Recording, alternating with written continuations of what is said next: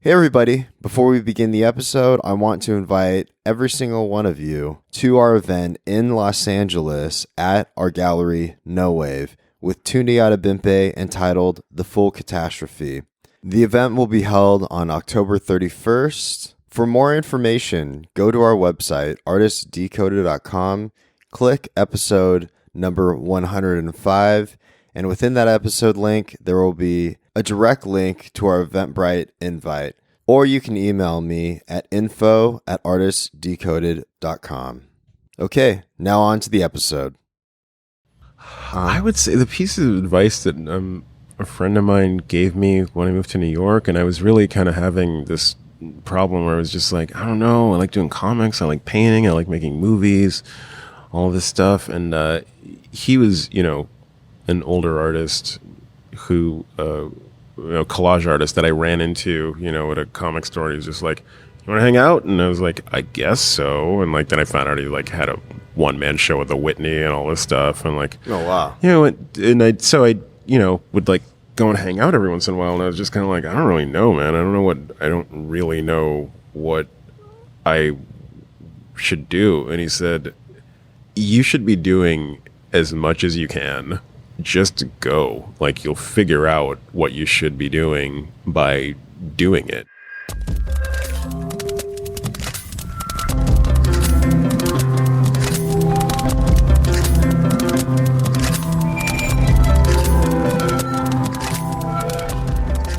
Hey everyone, welcome to Artist Decoded episode number 105. This is your host Yoshino, and this is the episode with my friend, musician, actor, director, and visual artist, best known for being the frontman of the band TV on the Radio, Tunde Adebimpe.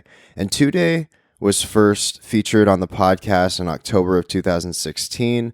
Almost to the date, 2 years later, we did this podcast to talk about his upcoming art exhibit being held at No Wave in Los Angeles, initially entitled Let Me Know.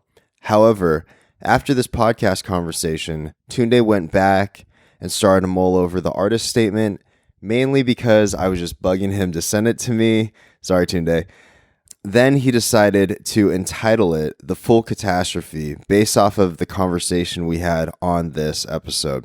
And for some reason, I found an interesting parallel with his decision to retitle his exhibit, and I think the art world wants you to play by their rules, yet by the process of being an artist and doing art and expressing yourself and your personal point of view in art, everyone needs to be able to break the rules at some point, because frankly, there are no rules, just contracts that we set up in our own minds, or contracts that we're supposed to abide by for some particular reason, but it's all bullshit. And I loved his decision to retitle the show, and it was further confirmation that I had about him being an intuitive thinker and intuitive artist. I have a lot of respect for this man. And for me, Tunde embodies a lot of things that I love about being an artist. His intuition to follow his dreams by going to film school at NYU, then falling into a project that we all know, TV on the Radio, while also simultaneously falling into acting, painting, writing, and drawing, and animating, and all sorts of different mediums that Tunde uses to express himself within the arts. And I think that's a sign of a true artist. This is a really great episode, and I think that you all will highly enjoy this episode. We talk about the power of telling your personal story.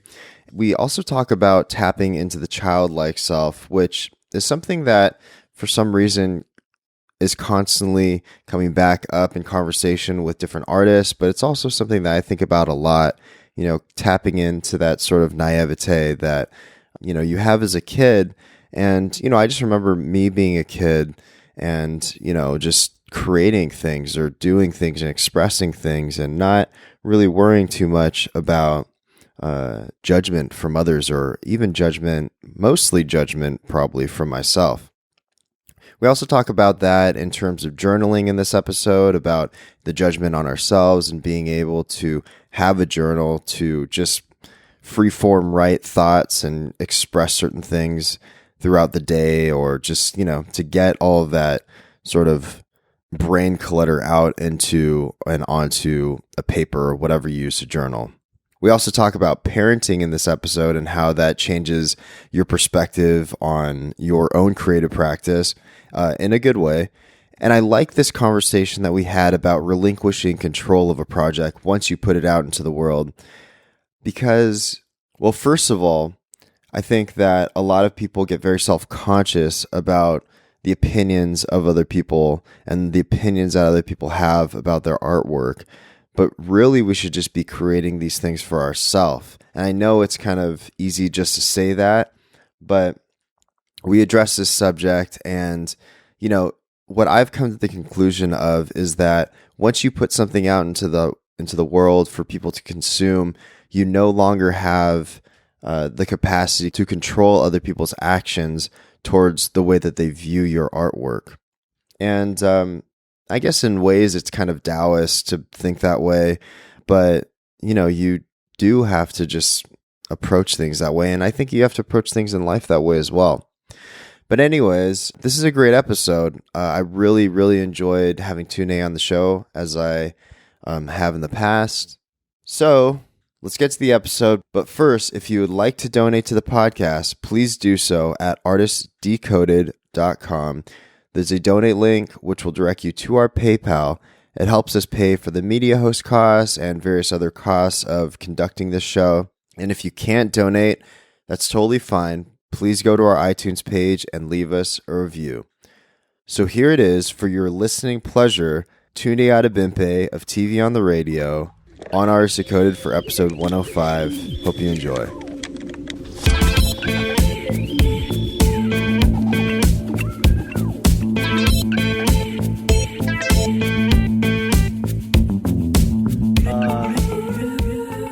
Wow. Okay, wow, this is literally never happened to me before. Oh, no worries, dude.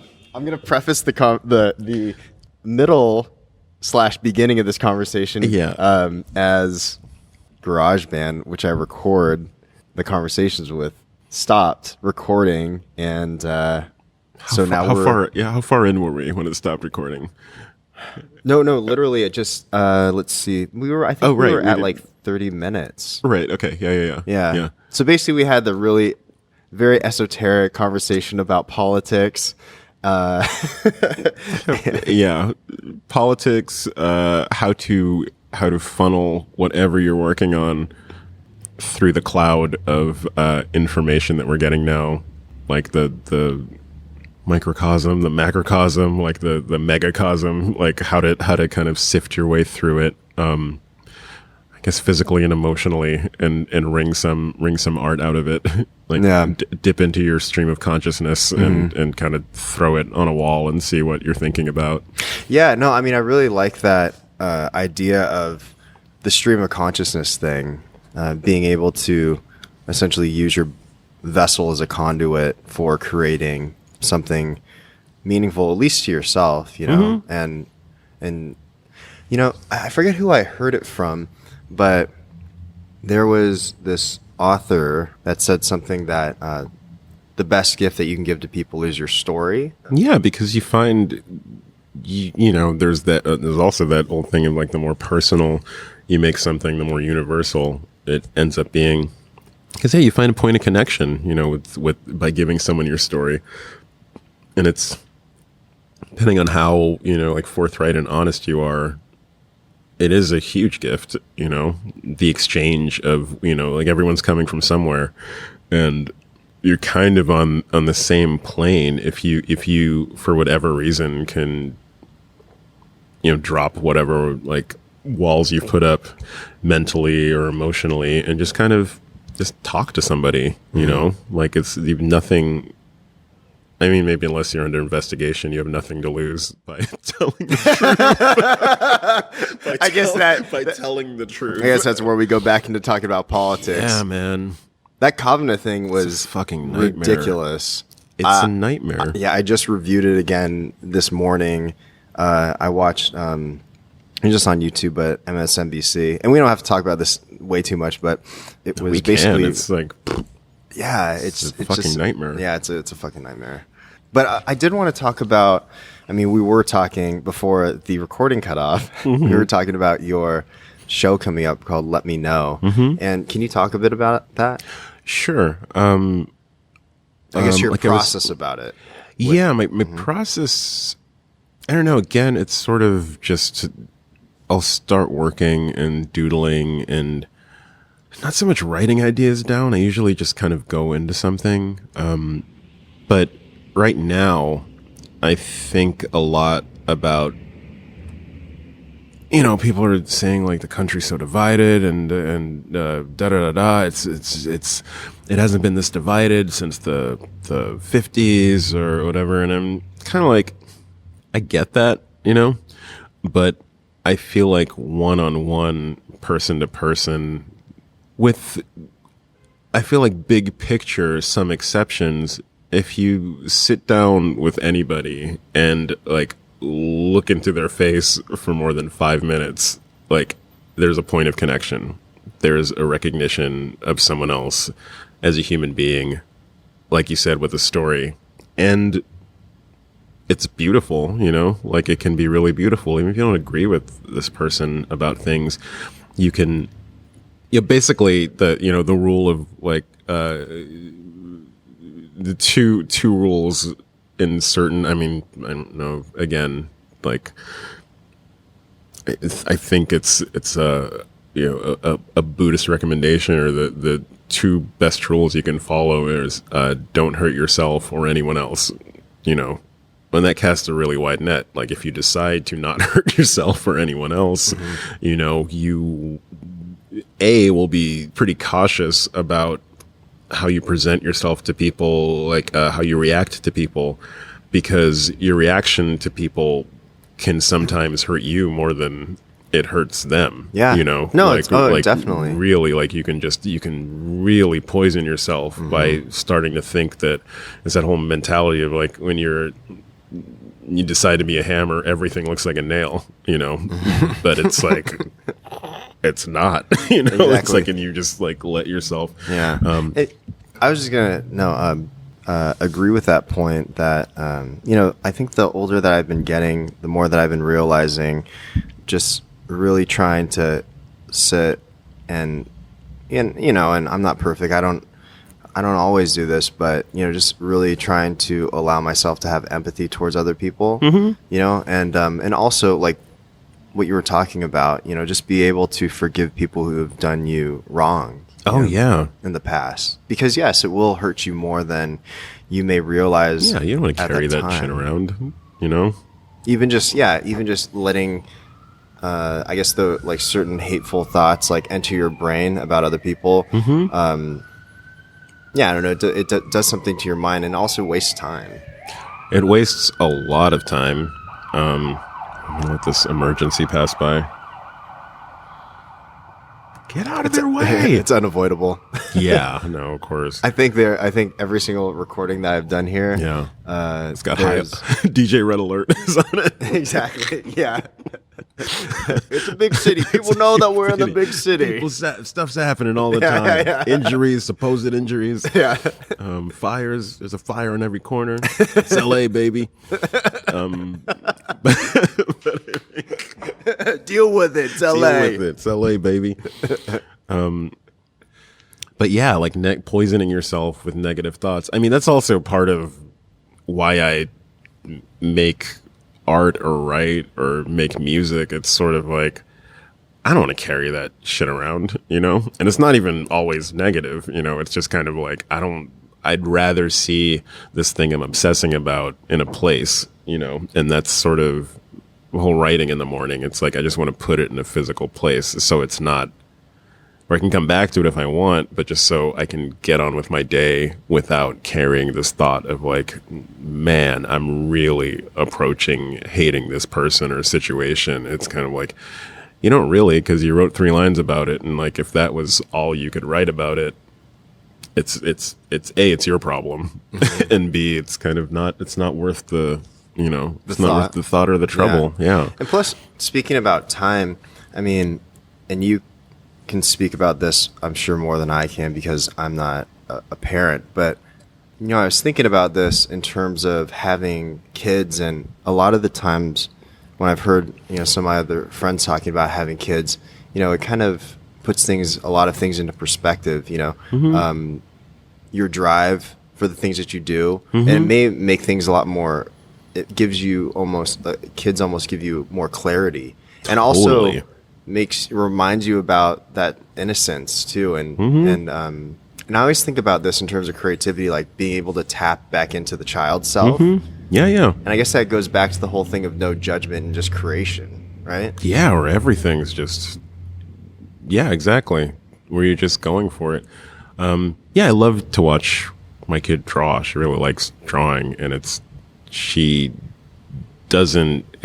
not, I mean, whatever, to call a kid's art representational, but, it's not. If I tell her to draw a dog, it's, it's like a gigantic scribble. And she's like, it's a dog. That's his tail. And I'm like, that's awesome. But it really does. One of the main reasons, I mean, and this is the truth, is like that I was so excited to have her show up was that I felt like there was someone who would finally get me, who I could hang out with, because I was on the same plane. I'm just like, yeah, I think all this stuff is weird and dumb too, and I don't want to do stuff I don't want to do. Yeah. And like I get, like I'm that parent. I love hanging out with her. The older she gets, it's just kind of like it's a very deep camaraderie already. That's where I'm amazing. just like, you're already clearly at her age. I was not as extroverted or like not afraid of situations, but yeah, it really does clarify things, because like sometimes in whatever, like the band or any sort of group activities, or just when you're dealing with someone, like I feel like I usually give people a lot of leeway to be kind of abrasive or selfish, or like even people who are older than me, I just feel like, okay, you're going through something, and now it's sort of like I have an actual baby. Like I can't deal with you being a baby. You can't be a 55, like 42-year-old baby. Like I can't waste any time with you. Or just any situation where you're sort of like, I can, like writing or art making is sort of I mean, I try to be regimented about it, but there are days or like weeks where I'll just slack off. And now it's sort of like, if I want to get anything done, I have to get it done between, essentially now that she's like, like she has started school, which is weird. She's not that old, but now it's sort of I have blocks of time in which I can get stuff done. And if I don't get it done in that amount of time, it just starts to pile up and back up. So it's great, it's great in the way of just like, I get to work and I have my 9-to-5 job is doing this, and I kiss the ground and throw my open palms to the sky, and I'm so grateful that I get to do that. Like that's my job, for however long it's going to go. So lucky. I realize how lucky I am, so like I feel like the best way to pay back being that lucky is to do as much as you can with that time, as someone who makes things, and like, as a person too, like I feel like if you've been given that sort of if for whatever reason that road has opened for you and you can do that, you got to be conscious of how lucky you are. Exactly. Especially like bird's eye view. You're already, is it strange? And I feel like, there are a lot of dents in this theory, but, if you're living in this country, you are already doing better than 80% of the world. You know, like that's, I mean, who knows now, but like or what's gonna turn into. But I mean, it's, I see it, like my parents are from Nigeria, and I grew up a little bit in Nigeria when I was there for like, it was about 5.5 to 10. I was there, Oh, wow. which is a pretty formative, stretch of years. So the thing that I realized, or growing up, like my dad his deal is that he grew up in a village. His dad was a teacher and became a minister, kind of like post British rule when Jesus came rolling into to Nigeria and completely diminished centuries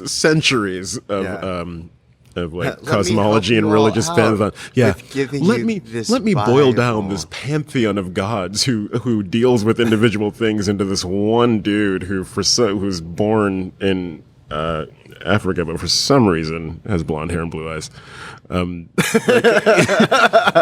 It's like his dad was a minister, and like the generation before that, like my great grandfather and his surrounding community, they were cocoa farmers.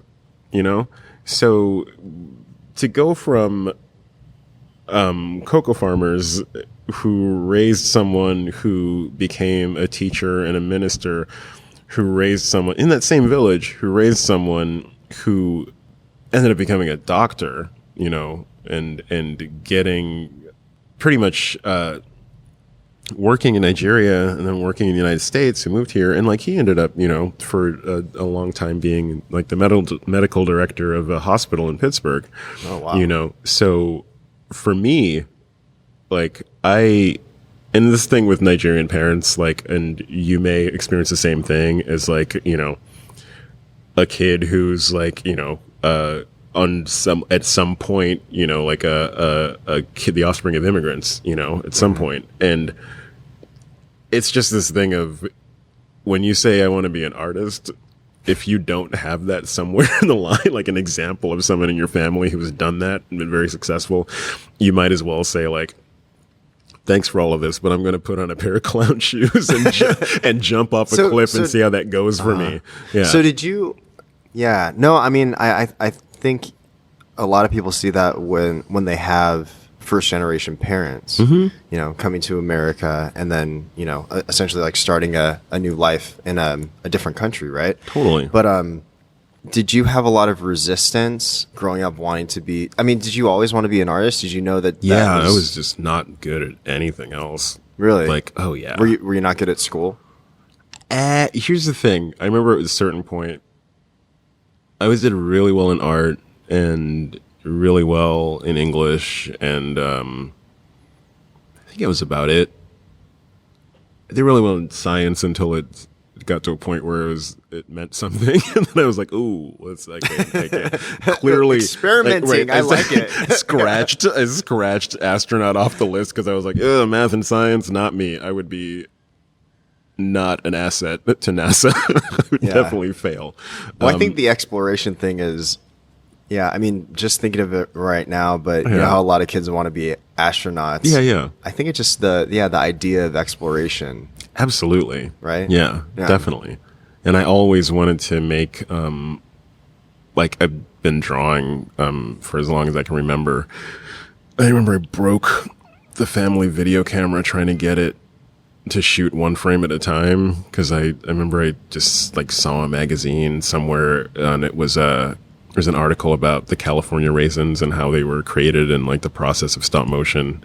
And I was just like, I can't believe that that's possible, and I have to do it, and then I looked up, Super 8 cameras with a cable release that would do frame at a time. And I was just like, where am I going to find a Super 8 camera? So I took our video camera and tried to make it go frame at a time. How would you do that? I mean, just stop and start. Which doesn't do a frame. There are no frames in video, like, so I broke the camera, and I remember hiding it. And then we were going on a vacation, and like my dad was like, "What happened to this thing?" I never confessed, but it was like, that was my mode. Well, this is your confession now. Hopefully. Yeah, it's my confession now. Like, I guess it's all right. It was it's very old, very small camera. But, and the crazy thing is my dad also wanted to be an artist. And he told me later, he essentially, he kind of taught me how to draw when I was really little. Oh, wow. You know, I remember like the instance like where he was sort of like, no, you just do that and that. And I was just like, wow, how did you do that? You know, and he basically taught me by example, where he's just like, just look at something and figure it out. You know, like if you want to, like you can do it. And I think having that, you know, like it was, he was encouraging it, you know, because it was something he did when he was younger.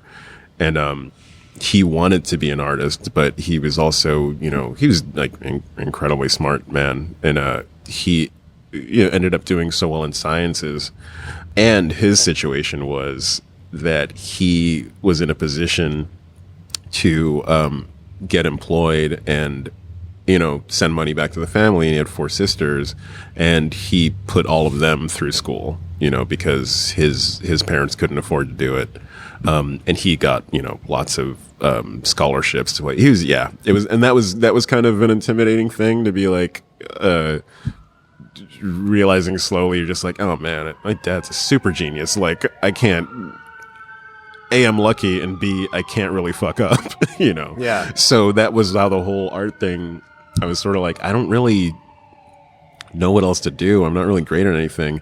And back to like being good at art and English, I remember there was a time where, you know, I showed my report card and my dad just had this look at me. He's just like, you're doing really well in subjects that like, you know, are easy to you. Like you're doing really well in the things that you really want to do. And I just remember staring at him blankly for such a long time and being like, is that bad? You know, I was like, if I'm doing that, I was like, it's what I'm good at. I should. Are be you doing saying it. that I should be compensating by building on my weaknesses, or? Oh man, no. I mean, he was like totally chastising me. He's just like, you're not putting any effort into things that you don't like. You're only doing well in things you're interested in. And I was just like, isn't that the way you get through life? By doing really well at things you're interested in? But I remember there was a point, like just kind of a weird point, when I was about, must have been like 14 or 15. It was like before high school, where I think we'd had like one of those open houses where, you know, you see, there's a performing arts thing, there's a music thing, there's an art show. And the performing arts thing, I was in part of a play, and then this was kind of like a couple of days, and then I was in the choir too for a second. Came to see the choir, and I had a few drawings up in the art show. You know, my dad came like, you know, like all 3 nights, and we were driving home, and I was just kind of like, I don't know, he didn't really say anything. He was just kind of like nodding. He was just like, okay, that's good. We were driving home, and he turned down the radio for a second, and I was like, oh no, what's he going to say to me? And he said, I just wanted to let you know that whatever you want to do artistically, I support you. I have your back, you know, essentially. And he just turned the radio back up, and I was like, I don't know what he saw. Like maybe it was that I was so consistently, like it was all I did. It was the only thing that I was good at, you know, and he was just kind of like, I get it. And if you want to go for it, you know, I've got your back, like, you know, not financially. No. Again, I meant emotionally. I'm saying, like, for back. real. He's like, I get it. I see it. I want you to do it. But, you know, again, like immigrant, first generation parent, he's just like, if you decide to do it, you have to be the best at it, you know, or, you know, for yourself. You know, like you have to keep pushing yourself and get to a point. And I know as like immigrant parent, he was also just like, you have to make it successful, because although you can come back home, it won't be good for you if you come, you know, just like on a very basic level. He was just like, don't fail, like not for me, but for you. Like if this is what you want to do, especially since there are no guarantees, you know, in art life. You know. Yeah, I mean that's so.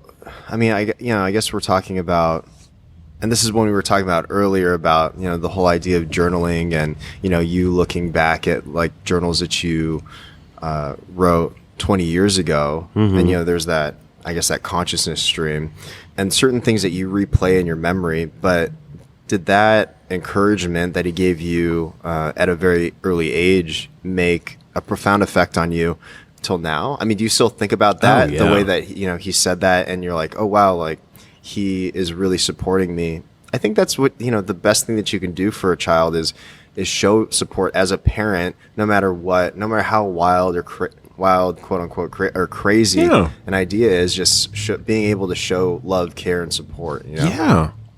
If there's something that someone's gravitating towards, I feel like your job as a parent, and it really doesn't always happen, like I had friends who were also like, first generation who wanted to do stuff, even like, like siblings, where it was kind of like they're really good at something that they might not have wanted to do, and so the push was in that direction. It's kind of, which is also this, like, not to keep harping on the first generation thing. It's like, when I think about it, I have a lot of cousins in Nigeria. Like, most of my extended family is still in Nigeria. And my uncle has 7 daughters. My mom's other brother has 2 daughters and 1 son.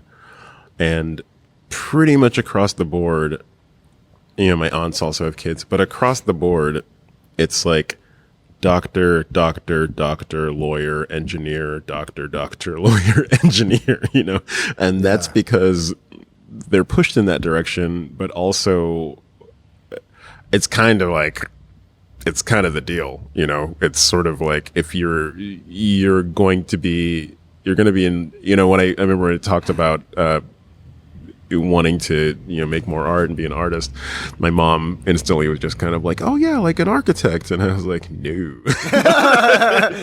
not at all like an architect. No, Mom, not like that. An architect, a disaster. No, like, not at all an architect. And there was another, like, we were at this like Nigerian gathering in Pittsburgh when I was a kid.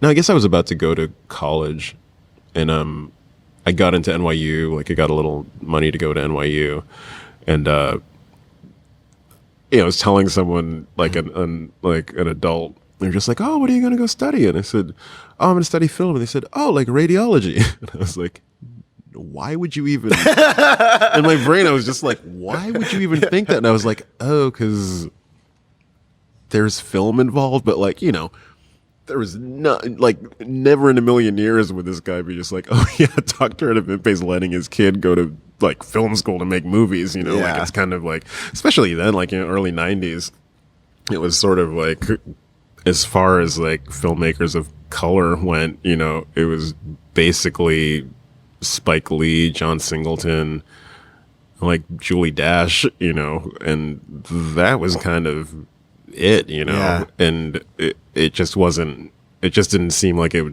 wasn't on the radar for anyone, but it was like, it was purely my radar, I think wanted to do. Mm-hmm. Yeah. I mean, I think that's why it's so important to have representation within, or, it's like, I always look at different people's careers and, your career, for instance, right? Like, I kind of see myself as an explorer in a way, and I like to be a polymath in a way, doing different types of artworks, or even like no wave, I consider it like an art form. Yeah, absolutely. Justin and I are creating some sort of like art form within itself, Totally. So I did actually want to ask you a question about being able to balance and navigate through, acting and music and doing paintings and artwork, and because I guess I do equate it for you as like an intuitive process, but how would you think of it in terms of you creating artwork through those mediums? It kind of, now it's pretty regimented, like if we're the band, well, I guess it's been this way for a while, but before the band started, I was just drawing and painting and animating and making short films and directing videos. That's kind of what my main thing was until I was like 26, and started making music with Dave Siddick, who's my bandmate, and then a couple of years in, band got a lot of attention, and it just turned into this thing that I was kind of like, yeah, sure. Like while this is happening, I can do it. And I, like, speaking of journaling, I remember I was going through a couple of things to like pick out old drawings. And I saw this journal entry. It was talking about TV on the radio, and it was basically saying like, oh yeah, we have some shows like in the next few weeks. And it was like 2003. I was like, we have a couple shows in the next week. Like, I can't wait until this is over and I can kind of get back to all my other stuff. And when I said I can't wait till this is over, I meant like in 2 or 3 weeks. It's kind of like, oh, that was fun. That was cool. But I got to get back to work. And that 2 or 3 weeks turned into like 15 years, which I am incredibly grateful for. But That's I feel, insane. I know, dude. To think about that. So Right? lucky. Yeah. And Yeah. I just feel so lucky that people responded to it, and like, cause we make weird shit. It's not like we came out of the gate making like pop hits or something, So it's, I mean, at the time too, I feel like, the audience for that was probably a little bigger, or just where we were, it was like everyone was working kind of in the same vein of, Yeah. what can we do? Let's see what we can do.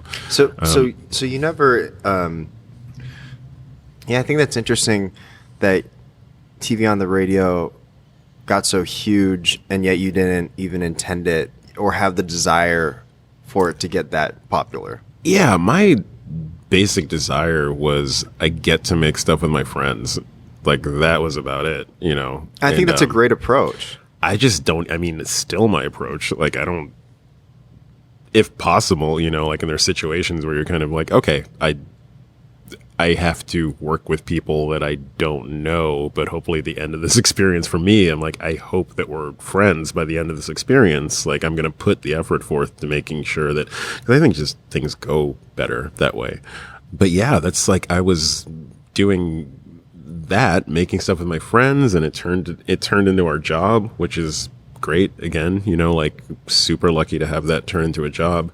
But I feel the most balanced when I'm doing a couple of things at once. And even if I don't have a chance to, because that's the thing about being on the road, it's sort of like, it's now such a major component of, making a living as a musician. Yeah. Because It's pretty much the only component. yeah, pretty much. Like, no one buys records, and I don't begrudge anyone that, like, I wouldn't, if I were 15 right now, like today, and somebody said, like, you gotta, even on, like, you don't have any money, it's like, I remember like saving money to get comics and records or whatever, or tapes, CDs.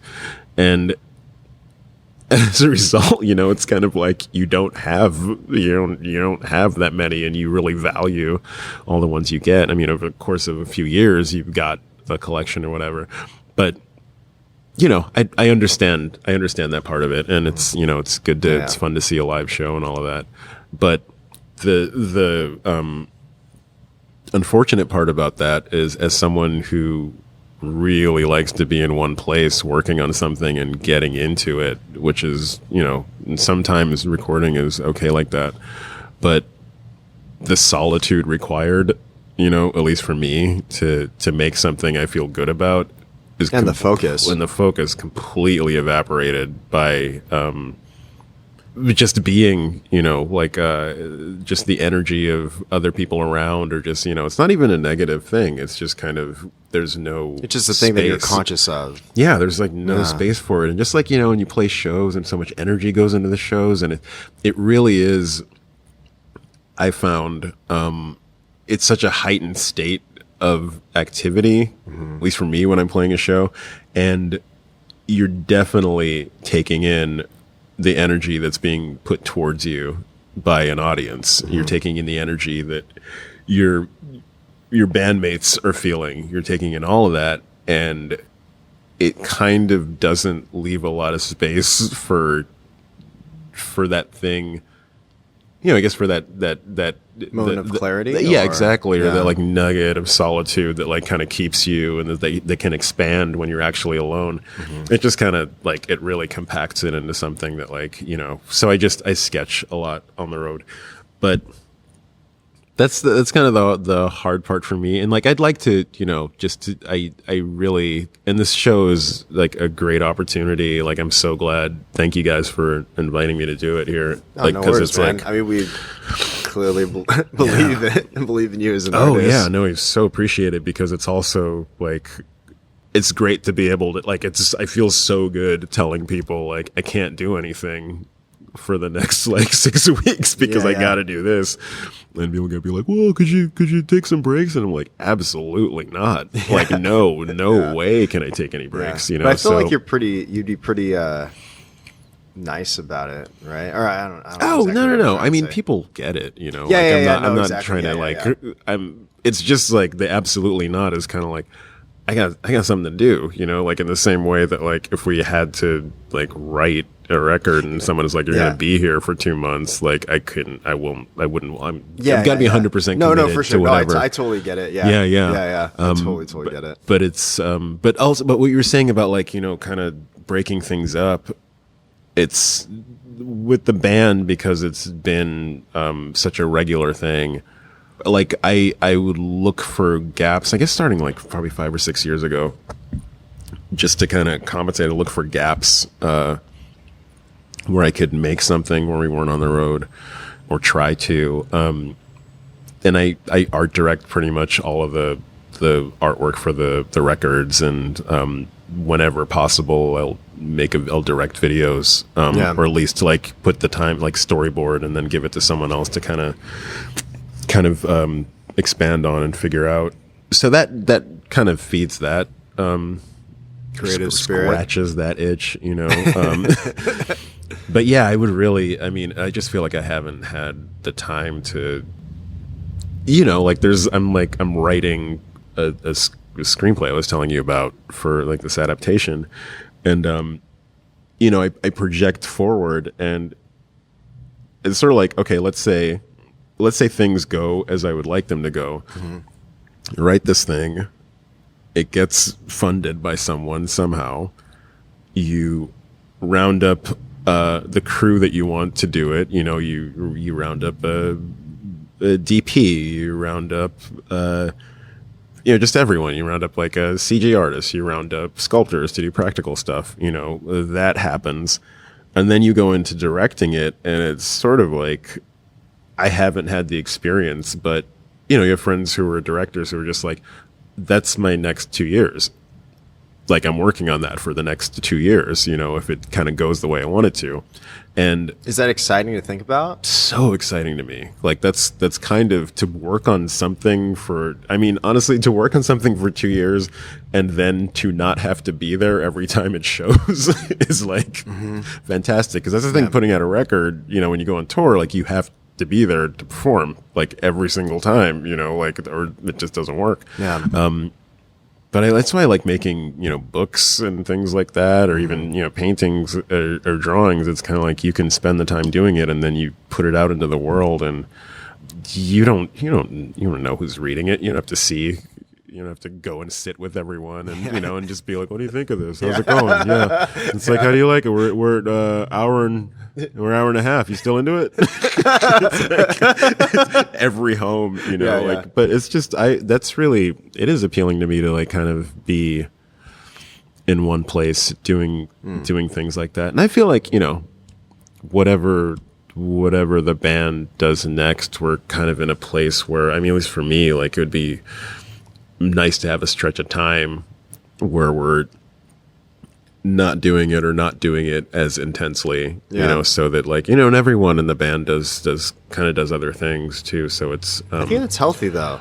It's so to be healthy. Able to come together, create something, and then essentially disassemble, do your, you know, like, focus on yourself, your family, and you know, the projects that you want to, and then be able to come back together. I think that shows a certain like respect, and it's just a good partnership. I think so too. And sometimes it's not like sometimes it's not great, you know, like if someone wants to, they're like, there's a balance there's a little between it, bit, right? there can be some friction between that, but it's also like if it boils down to it and your friend is basically saying like, I gotta do this thing or because the result of me not doing that thing is I'm going to be useless in this situation because I'll just be thinking like, I could be doing this other thing right now, which is like, I never want to be in a situation where I'm doing something, and it happens,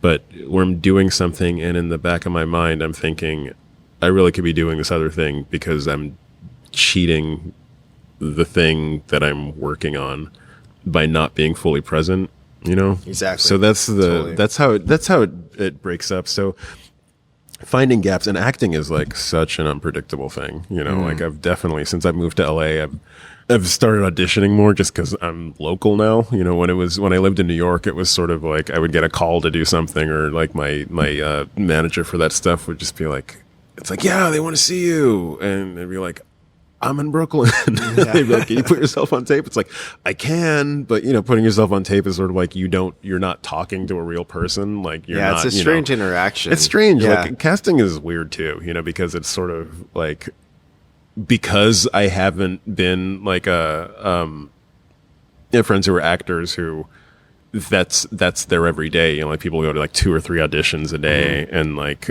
because I haven't been doing that for years regularly, it took me a second to realize that the main point of going to a casting, besides, you know, wanting to get this part, the main point is just kind of forming a relationship with the casting director. Yeah. Just to be like, yeah, even if I don't get this, like, you know, I'm around, you know, and you know, yeah, me on tape, and maybe something else will come up that you want to bring me. exactly. Yeah, that's it. And once you start thinking about it like that, and like forming a relationship with that person, and you know, and having fun, even if it's like a really serious scene or something, like just the spirit of being like, oh, I get to play for a second, is good. But again, it's like, it's so kind of irregular for me, at least it has been, that like it's when it shows up, I'm kind of like, oh great, I can do that, but it's not something that I can, like, because I want to do these other things, or because I'm always doing these other things. It's something that it's kind of like an icing on the cake sort of thing, where I feel really lucky to do it. I think that makes it way more enjoyable too.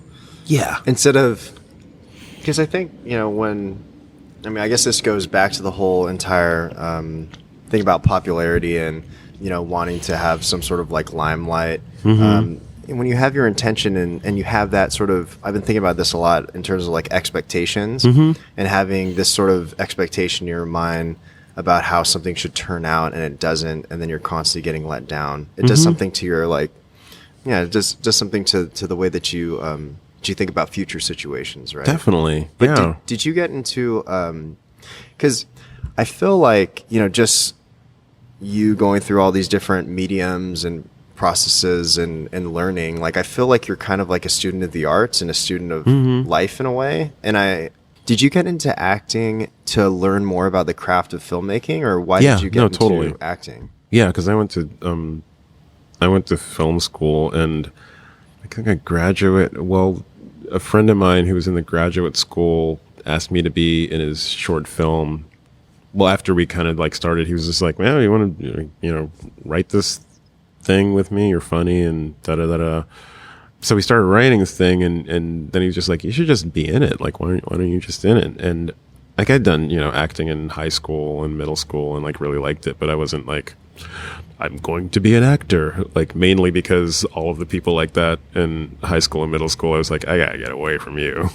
Like, I mean, everything, you know, is theatrical. well, yeah, exactly. It's just kind of like, I mean, especially whatever, like, no shade to anyone who's working as a musical theater actor now, but the musical theater kids in high school, I was like, man, I get it. Like, yeah. I'm a dork, and I think you're yeah.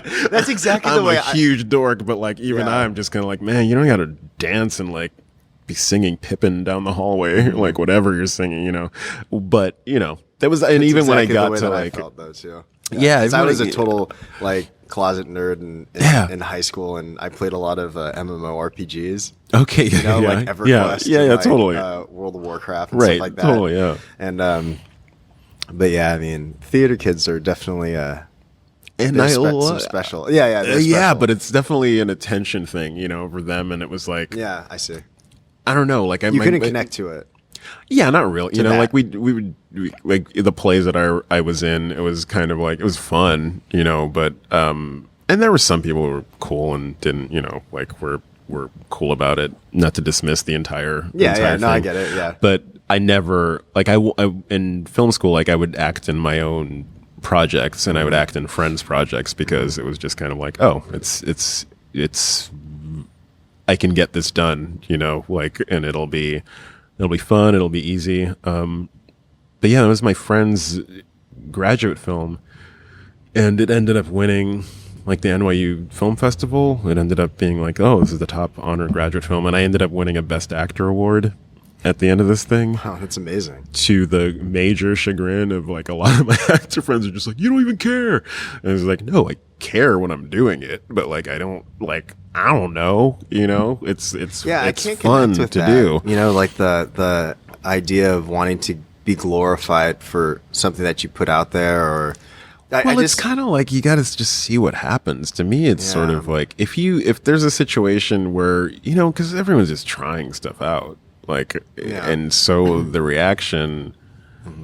If I feel good about a performance or anything, like the next thing I feel is that I have to wash my hands of it, because that's as far as I want to be connected to it, because there have been times where I've had expectations of a reaction, and if it didn't meet my expectations, it became a failure, even though initially my feeling was like, I feel great about this, and that's like that. I just don't like that feeling, It's kind of like the limited love of a stranger shouldn't like that's a real dangerous thing to get addicted to, I think. you mean like in like some sort of like romantic relationship, or even like No, just like as far as like being like wanting to be adored for something, like I see, by spectators, by people you don't even know, it's like it can be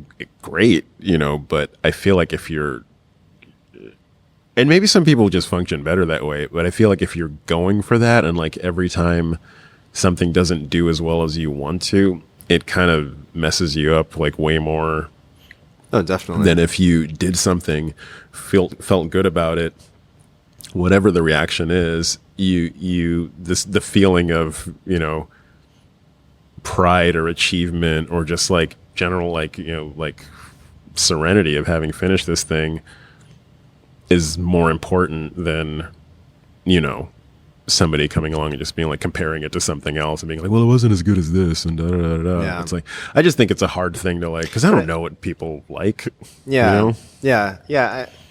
I think, well, in terms of just creation, and I was thinking about that, about expectations and mental health too, just to mentally feel like you kind of have to be able to put your heart and soul into something. And then once it's put out there into the world, then relinquish control, because you're not in control about how other people react to it. Yes, definitely. It's not, no longer in your control. It's out there. not about right? you anymore. Yeah. So, which is what I love about, my favorite pieces of art, or or books, or even music. Just whatever's affected me is, I love that person was not aiming for me. Like they were aiming for something. I don't know what it was, but they weren't aiming for me, and it affected me so deeply that it changed my worldview, or changed, like ways that I saw things. So that's the aspect of it that I really like a lot. You don't know how it's gonna connect with somebody else. And if things like whatever comes back, you're just kind of like, at this point, I'm sort of like, well, that's interesting. That's a great opinion, and that's interesting that like whatever I put out generated that, like for, or kind of sparked that idea in you, Exactly. or even that attitude towards whatever it is. Yeah, but I mean, I guess this also goes back to talking about empathy, and if people have, I guess, a perceived negative reaction to something that is put out there, it's more of a reflection and a projection on that person's part on things that they think about themselves. So to be able to truly have empathy towards people, I think you have to realize that and be okay with that too. Yeah, I think so too. Yeah. Yeah. But no, definitely, because it's what somebody brings to something. Like, this is the thing, like everyone's bringing.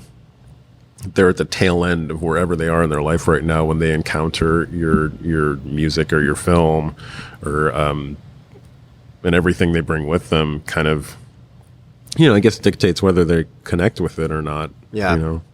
So it's just too much to think about. You're never going to know what everyone, I mean, I guess with exceptions, like, I don't know, maybe like major pop stars have some secret formula where they just fire whatever they're doing into someone's brain.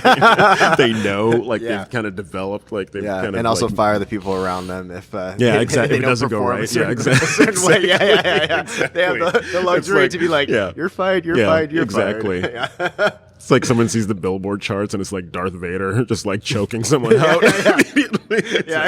Come to my chambers, manager. You are in control now, Bridget. Bridget's sweating bullets because she's like, oh man, massage my feet. How do I do this? How do I make Dave Matthews happy? Oh man. Well, yeah, I guess like in this current state of creating for your show that's going to be at No Wave we're at No Wave right now, October 31st. I guess what is the current thoughts that you're having about the show and being able to create the work? It's going to be a bunch of paintings, a lot of drawings, like from things that are like Post-it notes to, like whatever, like 4 feet by 5 feet paintings, a couple. But the main, if there is a unifying idea, it's kind of the idea of and I don't know if we talked about it in this stream, but the idea of the whole catastrophe, where it's, putting miserable things and beautiful things on the same plane and just taking it in as a whole. And I think that the way that that's going to come through is there are a lot of portraits, like I think, I don't know if we said it here, but I'll say it again, that are might be based in reality, or like, from real life models, but then kind of exploded and twisted around. And just the idea of making this plain thing very strange. I think I was saying before too, it's like I used to get kind of weird about drawing portraits. I remember having a moment like when I like kind of moved to Brooklyn, I was drawing, in cafes and or just wherever. And I started doing portraits of people, and I found that it was impossible for me to like look at somebody for, like I was saying before, like more than 5 minutes and not start to have this very empathetic like connection with them, to the point where I was kind of just like, I don't know. It's like I feel like my affection for this person is becoming so overwhelming. Like whoever it was, I was just kind of like, oh my, it's kind of like falling in love. You're sort of just like, because you don't often get the chance to like just look at someone and kind of like, depending on whatever the pose is, it's like eye to eye contact, like is still, it's a quiet moment with someone, like especially now I feel like there's so much distraction that like. Maybe it's like just a revolutionary act to not do, like to stop and be still, and just be like with someone, No, it's true. I mean, I think, relating to that, I mean, that's why for me at least, these podcast conversations are so cathartic. Yeah. Yeah. Because it's very rare that you get to spend an hour with someone that you admire talking about. Yeah. Whatever. No, dude. Whatever like, comes up. It's a beautiful thing. Absolutely. Yeah, so a lot of these are going to be portraits, and I guess the again, one of the other if there's a unifying theme, these would be people who've observed and absorbed the whole catastrophe, and this is kind of the faces of people who are been affected by looking directly into the whole catastrophe, who are part of the whole catastrophe. That's about it. The whole catastrophe meaning... Whole catastrophe meaning, like, if you took a bird, like, basically, if you could dip your head into the internet and... that would be an interesting sight. Yeah, like if it was actually like a liquid pool and you could dip your head into it and it rolled itself over your eyes and poured itself into your ears, accepting the whole catastrophe would mean that you could not have an ounce of judgment towards any of that, Mm-hmm. And the same way, if you pulled your head out of that and you went walking through a field of violets, it's still part of the whole catastrophe. If at the end of that field of violets was a field of violence, I guess. Interesting. Very interesting. Yeah. Or like a wall of fire that you have to walk through. It's kind of the whole idea that like you can move through these things, be affected by them, be of them, but not, like you be in them, but not of them.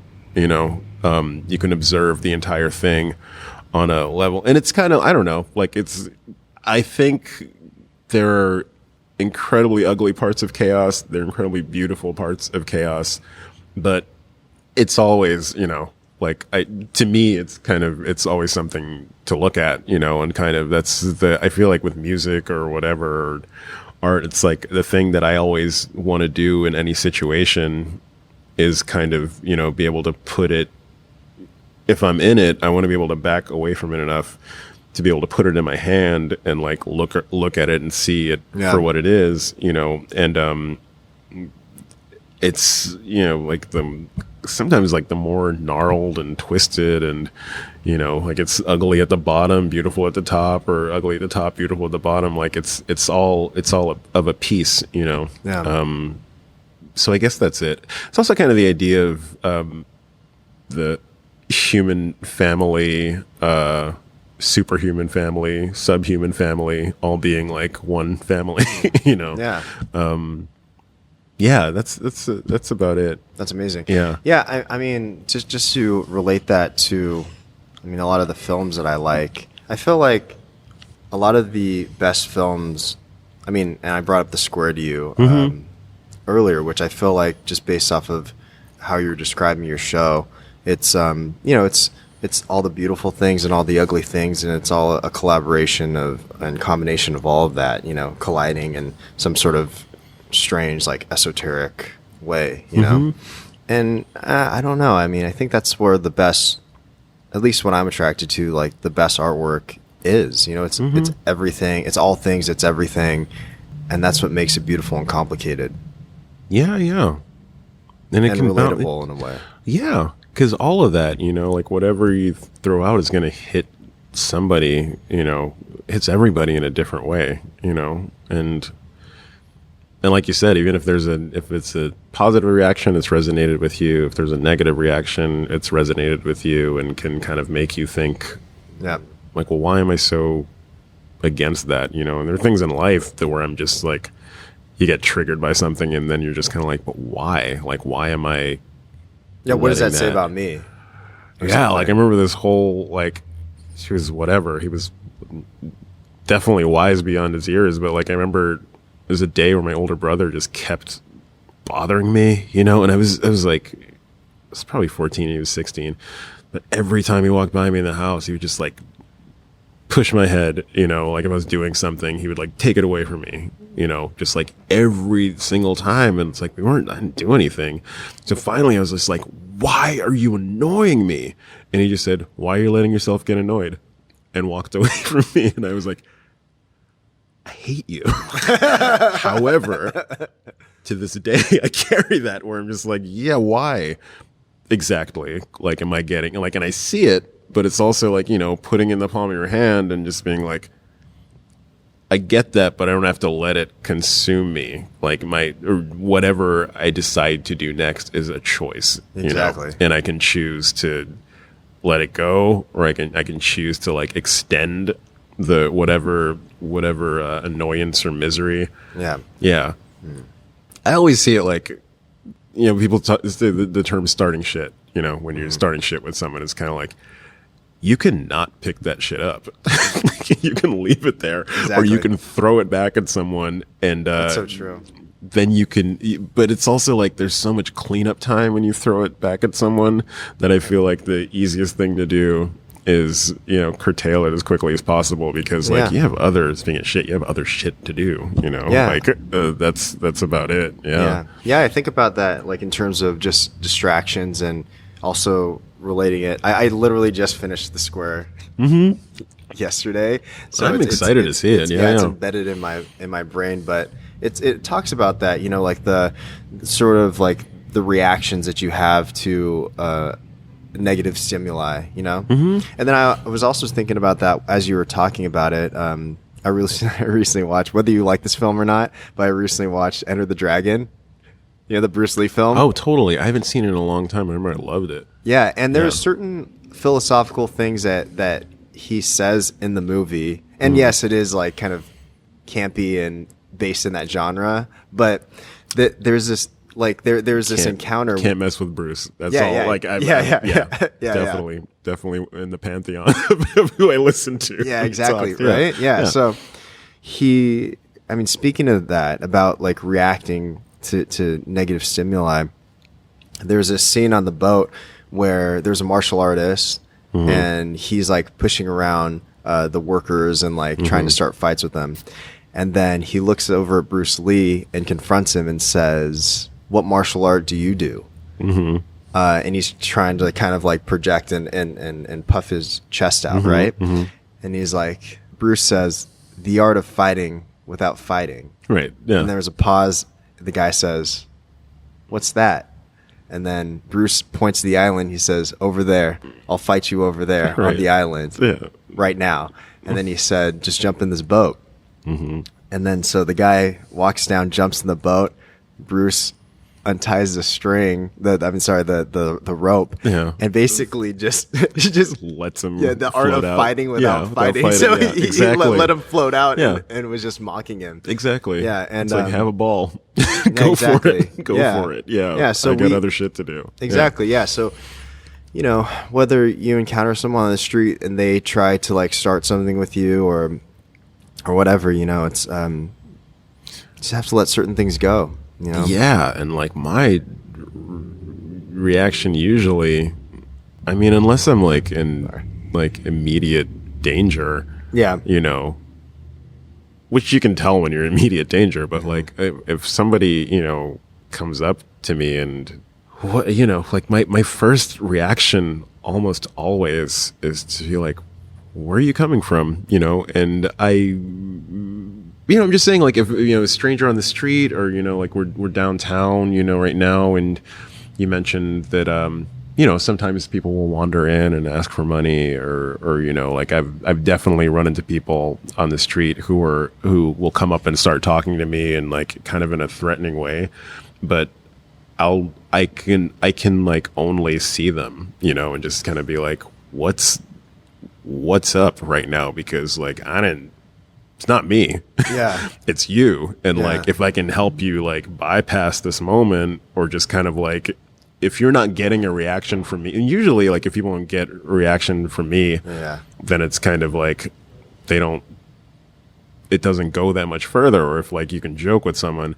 And I'm also like well aware in situations like this of my privilege as a man, as a 6'1" black man.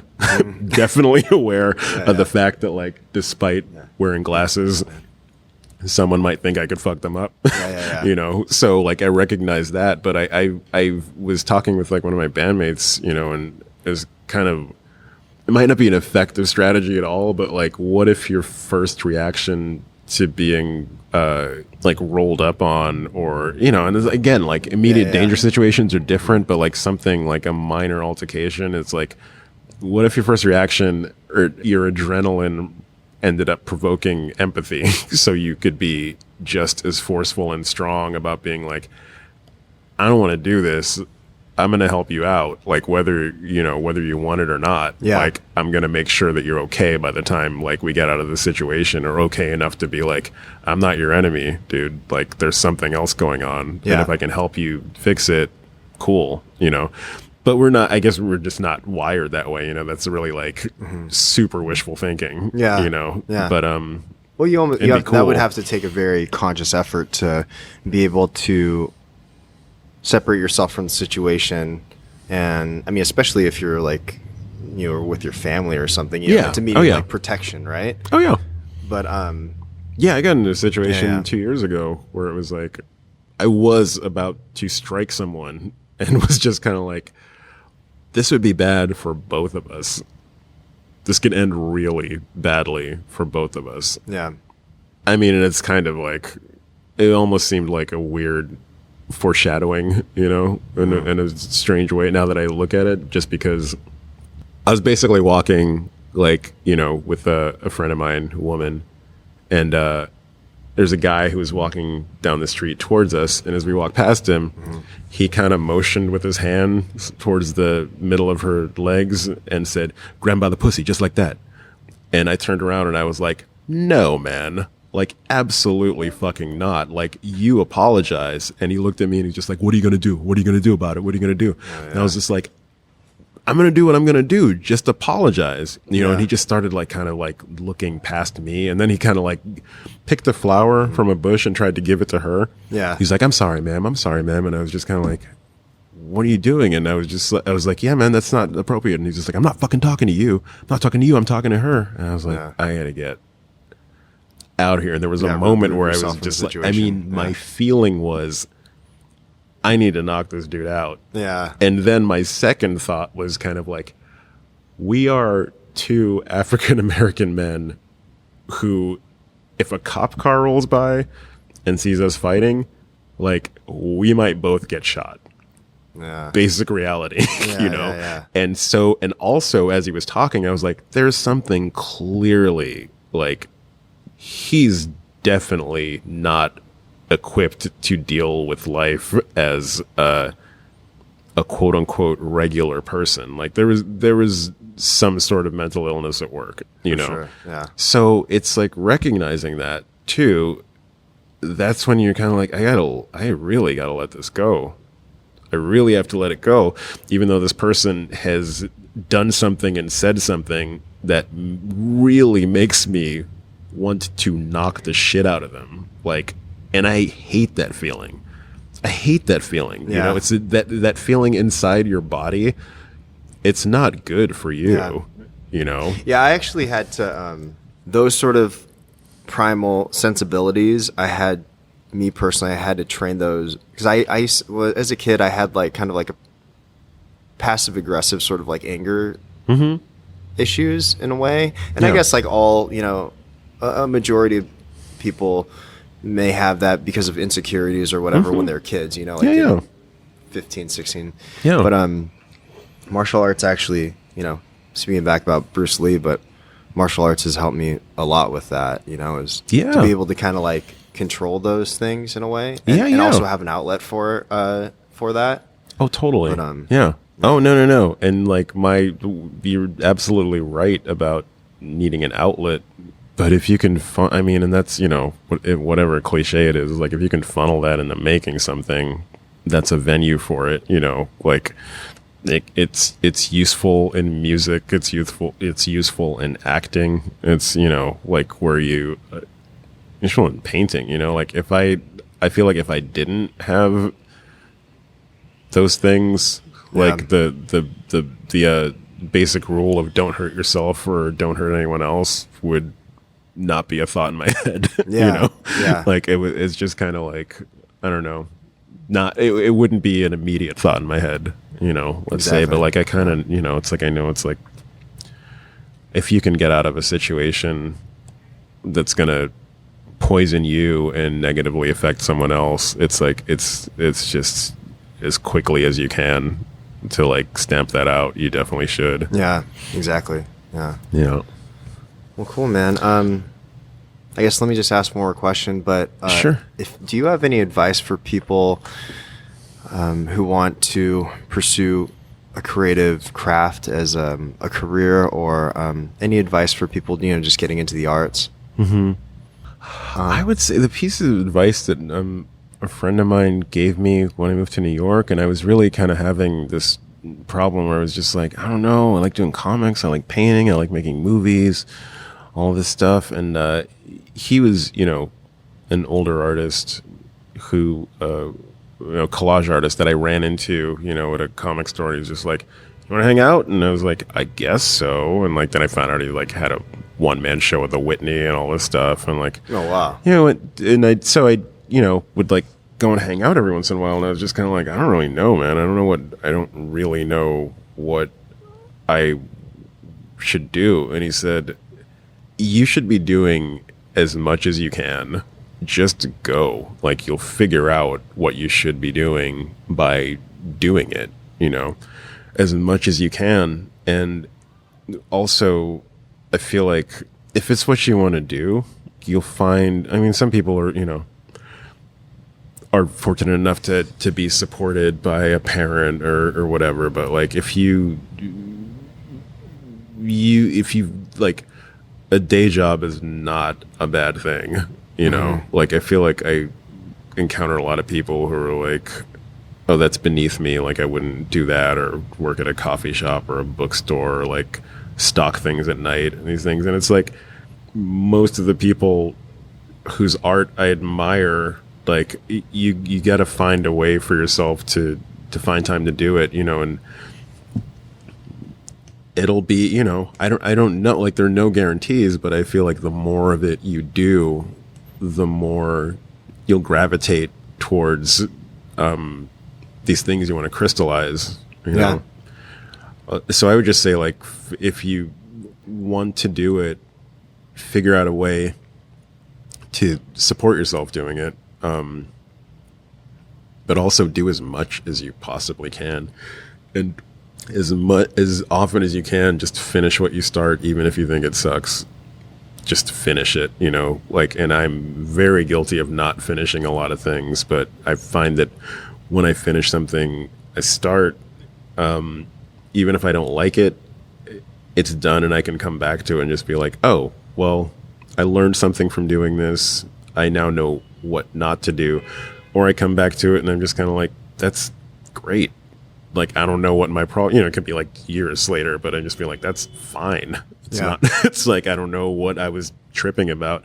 But yeah, my advice is to, do that and have a couple people that you can talk to about it, even if they're new friends, or it's good to have an outside perspective, on anything.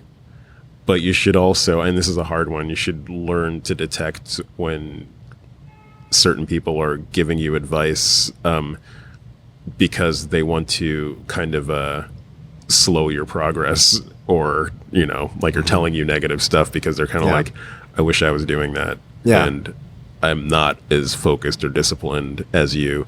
And clearly you're insecure about this thing that you care about. So I'm going to fuel that insecurity to make myself feel better, because I've definitely run into people like that.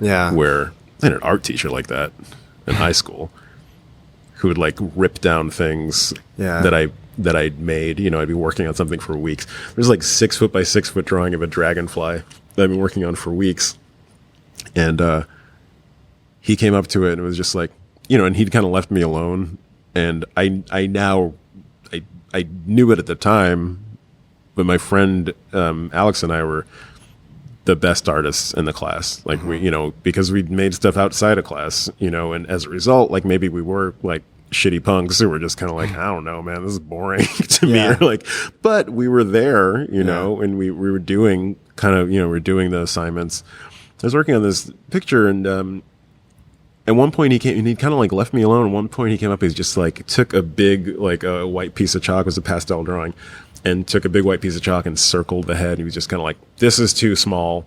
Circled the tail. He's just this is too big. These wings are like this. And he said, well, look at it now. It's ruined. And he ripped it off the wall and threw it away. And he's just start again tomorrow. And I just walked out of class. I was I don't fucking care. what I get for this. Like, Wow. fuck that dude, you know?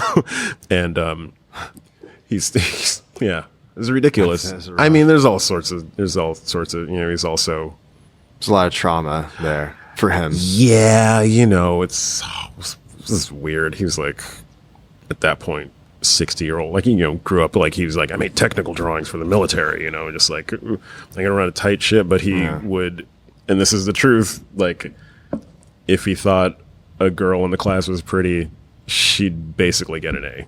So he was that dude. And he was also, you know, not to his discredit, he's a pretty racist dude, you know? Like, in retrospect, I was kind of just like, oh, he was, you know, he had it out for me, especially since I rolled into class with like full sketchbooks and like didn't care about what he, you know, not that I didn't care about what he was saying, but I was just like, I'm going to do this whether you're telling me to do it or not. Exactly. Yeah. But yeah, that's one example of someone who's kind of like trying to make you feel shitty about something you like to do because they are kind of jealous, you know, of your youth or your ability or like, you know, the road you have in front of you that wasn't granted them, you know. But you also meet people who are just like, I wasn't able to do this, so I'm going to push you as far as possible so you can do it, you know. Like, you see, you know, there's both, but you should, I think learning to detect that, it. And not think you're tripping when you detect it too is another like important thing. Because I remember often I just kind of like, maybe I was like, wait, is that really what's happening here? And then you find out, you're kind of like, oh yeah, definitely. That's definitely what was happening. Yeah, that's it. I guess I have like more advice, but that's kind of the main ones that come to mind. Yeah, that's great. Those are great. Yeah, that's great advice, man. Yeah, cool, man. Well, cool. Thanks so much. Thanks for doing this. And it's always fun. Yeah, absolutely. Cool. All right, man. Cool. Talk to you soon.